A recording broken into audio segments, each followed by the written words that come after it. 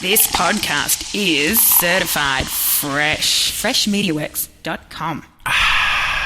Welcome to the Montgomery ISD Athletics Show, where each week we share conversations about everything that makes MISD athletics so great. Montgomery ISD, in partnership with families and community, will graduate all students with the knowledge, skills, and leadership necessary to thrive as productive and responsible citizens. Athletics play a vital role in student success, promoting physical and mental well-being while developing essential life skills like teamwork, leadership, and resilience that benefit students far beyond high school. The Montgomery ISD Coaches Show is fueled by EAG Automotive, East Texas's MVP since 1977. With 8 locations and a winning lineup of new and pre-owned rides, they bring the heat with hometown hustle and high-performance service. EAG Automotive, where East Texas drives to win. With 60,000 fiber route miles across 20 states, we deliver reliable solutions. We prioritize customer service to build better relationships and a better Texas. Consolidated Communications. Let's build a better network.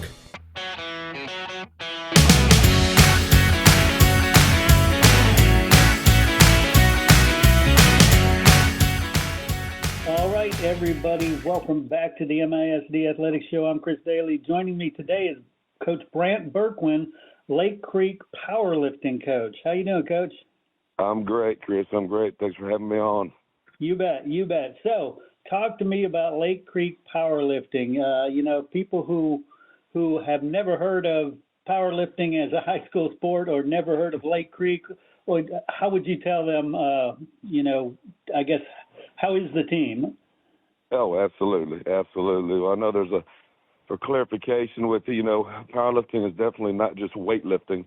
Right. A lot of technique, of course, goes into it, but it does cover 3 main lifts, and that is your squats, your bench, and your deadlift. Cool. And talk about the competition, because, everybody knows in Texas, they know football, they know basketball, they know volleyball, but they may not understand what happens at a powerlifting meet. Absolutely. It's in the area that we're in as well, it caught on a little bit later than a lot of the northern states, so to say. I guess very similar to wrestling. Yeah. But the competition down here is huge. Most of the schools have it. Even at Lake Creek, we've had at one point in time, 80 different competitors. At a 5A Division II high school, which is, insane when you talk about numbers and kids that have caught on and really started to enjoy it. And we have, typically we'll have anywhere from 20 to 30 that we consider varsity level lifters. The rest of them are a little bit more novice, a little bit more green, but definitely want to learn the sport and what's all involved with it. The competitions are actually, kids really enjoy them. Unfortunately, some of the time they're all day long. If you show up on a Saturday at 6:30 for weigh-ins, you typically won't go home till 3 or 4 in the afternoon. Wow. But yeah, so it's an all-day affair. But with all the work and the hard work and stuff the kids put into it, it's the time is not much or doesn't mean much to them at all. Right. If you could talk about the difference or how much technique plays in versus just you need really beefy competitors. Absolutely, and that's one thing as well for clarity is that we do have weight classes spread out through the different boys division and the girls division. So which is great because you're not going to have a female that weighs 114 pounds going up against another female that weighs 220 pounds. So That's a little bit of a disadvantage. But the weight classes help us out quite a bit. And then once you get to competition, you'll actually, every meet you're trying to hit numbers and get in the top 12 for the region. If you get in the top 12 for the region, then you make it to the regional meet, which is for the girls, it's in Alvin, Texas. For the boys, it's in Dickinson. But if they show up for a meet, it's actually pretty exciting. Each athlete gets 3 lifts for the squat, they receive 3 lifts for the bench press and 3 lifts then for the deadlift. So they're trying to, garner the best, amount they can get at each of those lifts. And, if they don't get one of those lifts, then they don't get to move on in the meet to progress. Wow. So it's really, really fun, really exciting to see, a young man, a young woman that goes in there, on the first lift, and they may get 135 pounds on the bench press, but then they end up with 200 pounds, So it's pretty exciting time at any competition. Yeah, and so, it sounds like you've got to clear one to get to the next, a clean lift. So, correct. So I assume you don't have individual scores like in the squat versus in the bench. It's a composite. Correct. Yes. Out of each, lift, they'll do a grand total at the end, combining all 3 lifts. And you're exactly right, Chris. If you don't get a good lift on any of those 3 lifts in squat, because that's the first lift that they actually test you in, then you do not get to progress onto the next one. So you always definitely want to try to, of course, get one so you don't end up bombing out. But then they'll take your best total from each of those lifts and add them together, and then that's how they rank you, and that's how they award the places at the end of the meet. Nice. And they say never skip leg day, but if somebody does, could they do a really small squat just so they can get into, a bench press or something that they're really good at? It happens a lot more often than you'd actually think. Everybody's got that one lift that, of course, they feel like is their best one. And so, yes, sometimes, we'll have, our student athletes that will just try to get a base lift and squat, but then, they have a really good bench or they have an even better deadlift. And so it does happen quite often. If you look up totals from even the regional and state meets, you may sit there and see a kid that, will squat at the state meets 500 pounds, but then he also benches 500 pounds. Wow. You're like, how does that work? So, absolutely. Nice. And one thing I learned, this year about powerlifting was the difference between equipped and unequipped, and this is just insane. If you could explain that, because it's so cool. Absolutely. As the years have progressed, I've been doing this it's my 18th year now.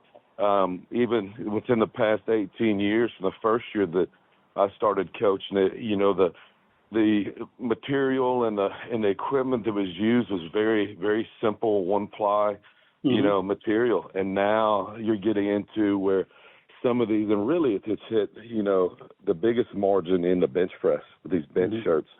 You can have an athlete that may actually unequipped, possibly bench 225 pounds, and then you put one of these, more expensive, nicer bench shirts on them, and they may gain 100 pounds in the bench press. Wow. So it's that significant of a jump. Typically the squat suits are not as much, but then that's why too, when you talk about the equipped, is that technique plays such a huge role in it, because if you don't have the proper technique, especially in those bench shirts, they can definitely be, dangerous to use if you're not taught properly. And the unequipped will be typically like, you and I going to the gym and working out. Yeah. So, you're going to be allowed, boys, this will be the first year they're allowed to do unequipped. Girls, first year was last year, to kind of get out the kinks and everything else with it. But still unequipped, I believe you're going to be able to wear now. You can still have wrist straps, and you can have some sort of a knee sleeve. You just can't wear the true knee wraps and the technical suits and stuff like that. So it'll be interesting to see how it catches along with the boys' side. Well, if you could explain those shirts and the wraps and stuff, because they're not, you just pick it up at Dick's Sporting Goods and it's a simple T-shirt or anything. I mean, these are solid shirts. Yes, absolutely. As a matter of fact, with our team, it takes almost a week to make sure that the kids are in the right suits. Even the bigger bench shirts have been coming around nowadays as well. typically they would like you to go to where they're being sold and they fit you for it, and you try it on there, and you even go through a little workout session, and then you buy it. Yeah. So, the technicalities of everything with it and how they, contort or your body and everything else, it's a lot. I always tell them, I always start off with a parent meeting too. It is not a flattering sport whatsoever. Due to the equipment that is typically worn, it's very uncomfortable for the majority of the day. But at the same point in time, it does, it keeps you safe and keeps you locked in, keeps your hips locked in with those suits, elbows, shoulders. And then now the wraps is a whole nother level, You typically have different types of wraps. That they allow Velcro wraps nowadays, which is definitely different than what they did a couple of years ago. But, we'll do a 3-day training session just on the proper way to wrap a knee. Give an example. You never want to tie off a knee wrap, right below or right behind the kneecap on the back side of the leg, because you're cutting off blood flow and circulation.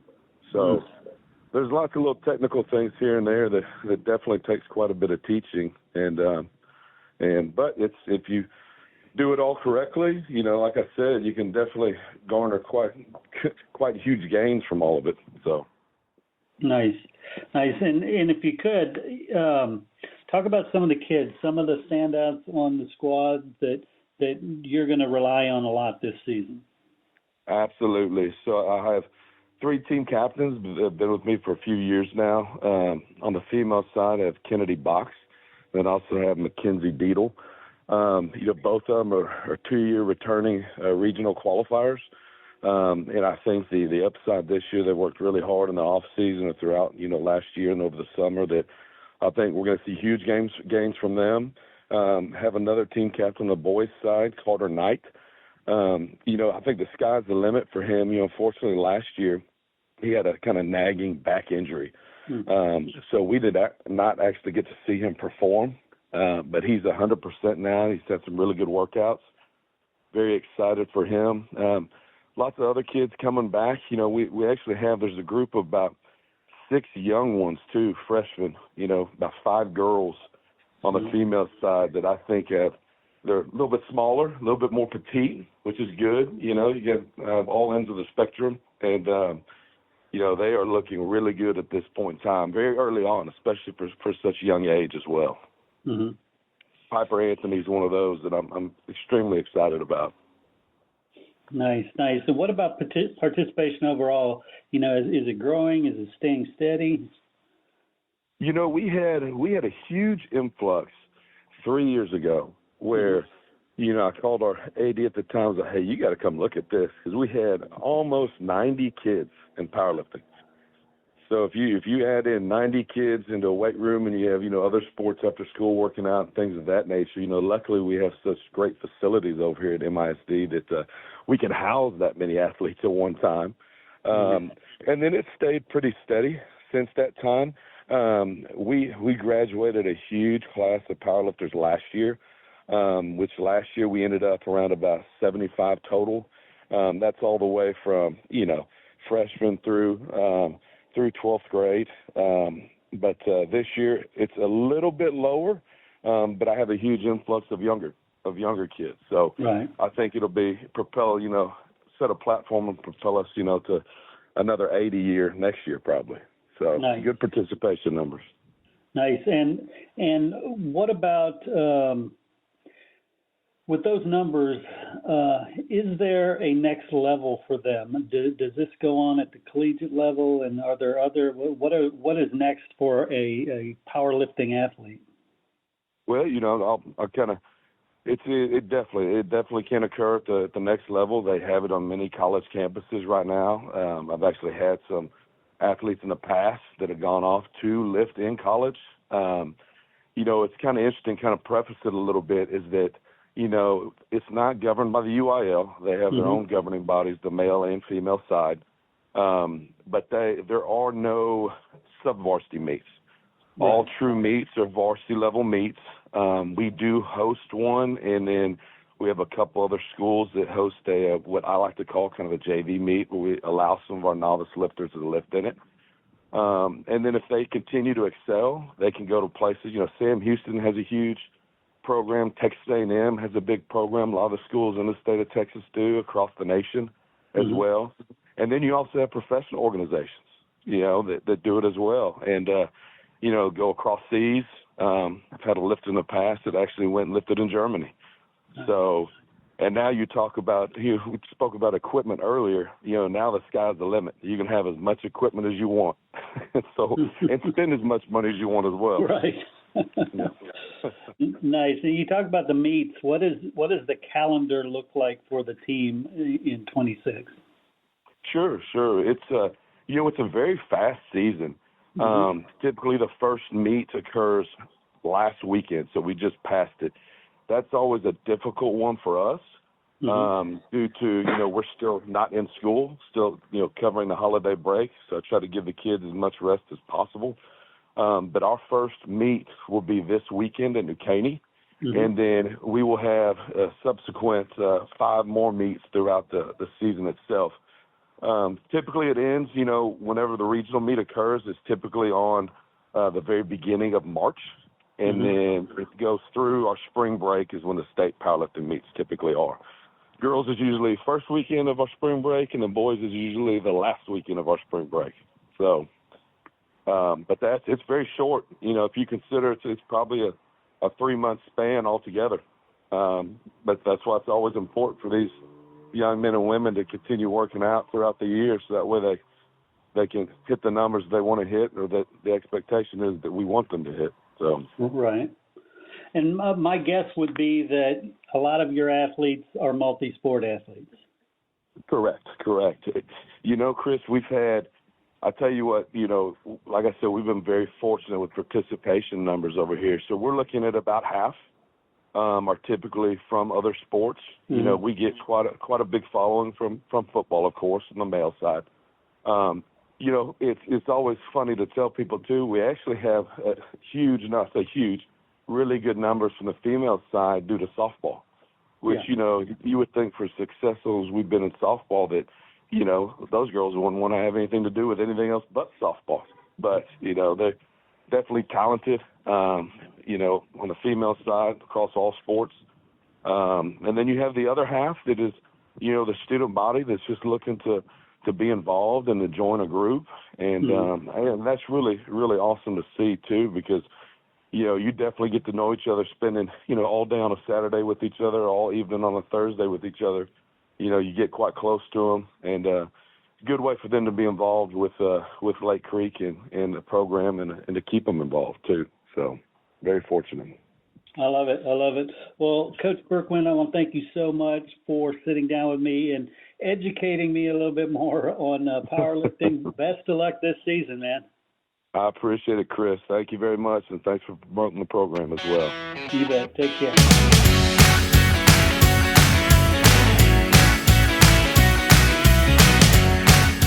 At the Woodlands Behavioral Health and Wellness Center, they want kids to thrive, not just in school, but in sports and in life. Pressures like anxiety, ADHD, or even the stress of competition and injuries can hold them back.